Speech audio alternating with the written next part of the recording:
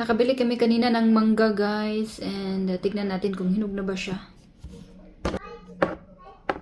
Wow, hinog na siya. Ayan. Favorite din to ni Habi. Since natikman to ni Habi is gustong-gusto na niya tong mangga. Kasi nung nag-asawa siya ng Pinay, tsaka naman siya nakatikim ng mango.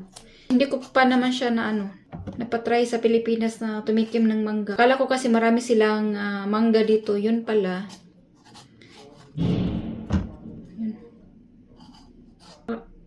Yun pala, hindi pa siya nakatikim ng mangga. Kaya ayun. Yung mangga kasi dito isang klase lang, dalawa, ganun. Export pa to. So, ito yung klaseng mangga na matamis. Kasi yung pahaba na parang oval yung haba niya is hindi masarap. Matabang, tapos watery. Ito is para naman siyang jelly.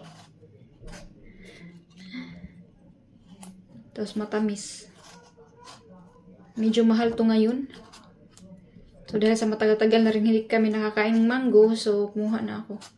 Kumuha ko ng dalawa. Yung isa, hilaw pa talaga yung isa. Hugasan ko muna siya.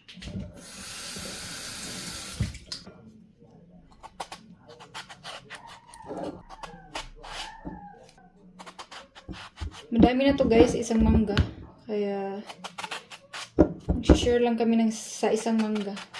Yung gusto ko naman is yung buto lang. Ayan.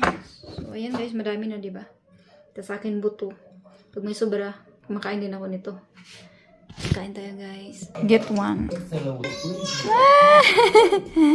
Did you miss mango? Wow. Yummy? Did you miss mango, mama? Kain po tayo, guys. Masamis. Ang tamis na may kunting asim.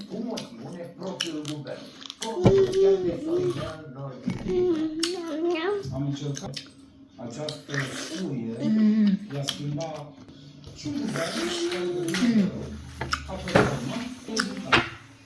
Ito yung masarap. Perfect nga pagkahinog. Tama lang.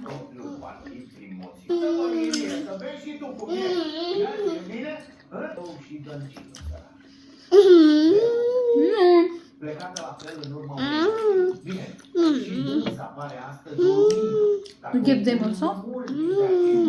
Bravo.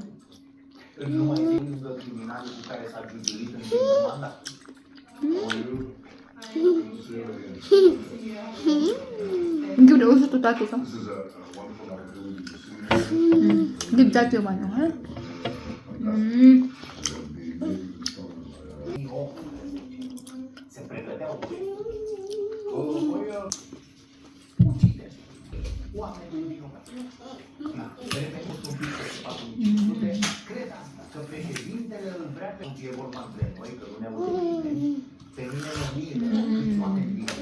Thank you for watching, guys.